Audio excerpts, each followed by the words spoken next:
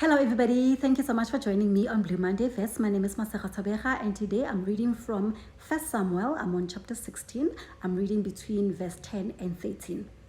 Thus Jesse made 7 of his sons pass before Samuel. And Samuel said to Jesse, "The Lord has not chosen these." And Samuel said to Jesse, "Are all the young men here?" Then he said, "There remains yet the youngest, and there he is, keeping the sheep." And Samuel said to Jesse, "Send and bring him, for we will not sit down till he comes here." So he sent and brought him in.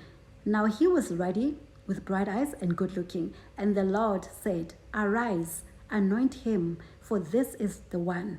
Then Samuel took the horn of oil and anointed him in the midst of his brothers. And the Spirit of the Lord came upon David from that day forward. So Samuel arose and went to Ramah.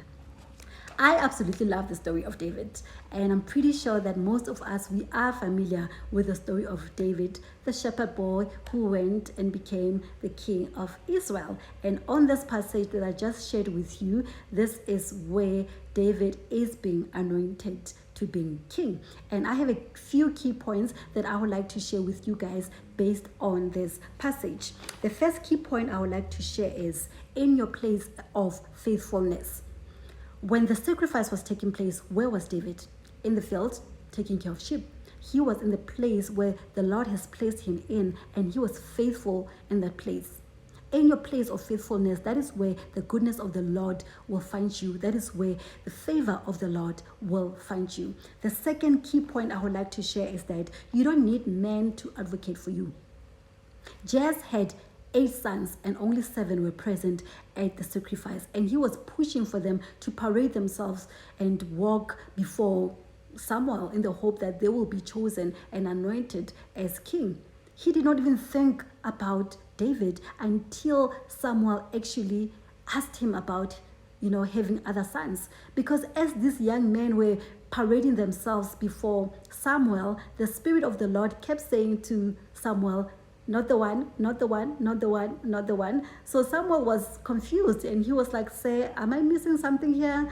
Are there other sons that I don't know about who are not here?"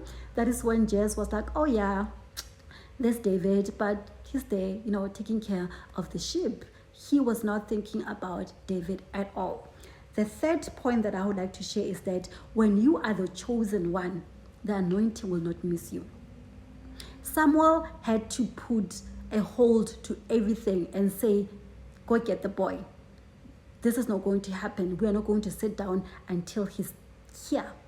There are things that are not going to take place just because your presence is not there. So in your place of faithfulness, don't think that you are missing out on other things in other places. No. Everything that is connected to your calling, connected to your destiny, it will not happen until you are there. There are meetings that will not happen just because you're not there.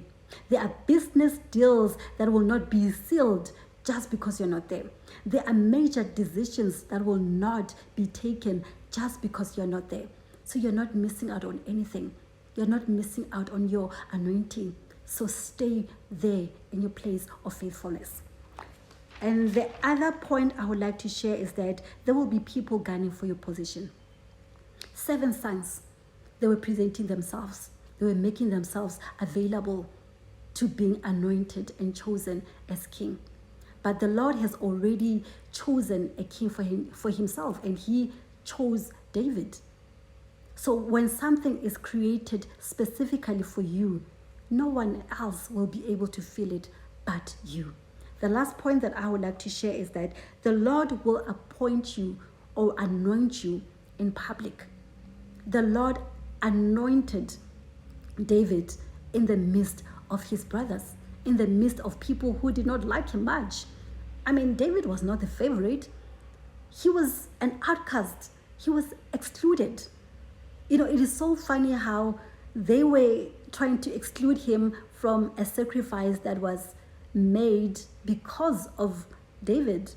The whole sacrifice was happening because of David, and it was not going to go on until David was there. What I love the most is that after David being anointed as king, he went right back to the field. He went back to taking care of sheep. He went back to being a shepherd boy. He did not walk around the house telling people that, well, I'm king now, so I'm going to lay down some rules. Okay, I'm going to choose one of you to go take care of the sheep because I'm not doing that no more. No, David did not do any of that. He continued to stay faithful. He stayed in the place where the Lord have met him. He stayed there and he was willing to continue to be faithful until the appointed time that the Lord will move him into the throne. So I'm just here to encourage you to just stay there. Stay in the place where the Lord has placed you in and be faithful in that place. You are not missing out on anything. Your anointing will not miss you. So stay right there and just be faithful. I'm here to encourage you to have the spirit of David. Thank you so much for watching. Please do like, comment, subscribe to the channel, share the message with anyone that you think that this video will be able to transform their lives. God is love and love is peace.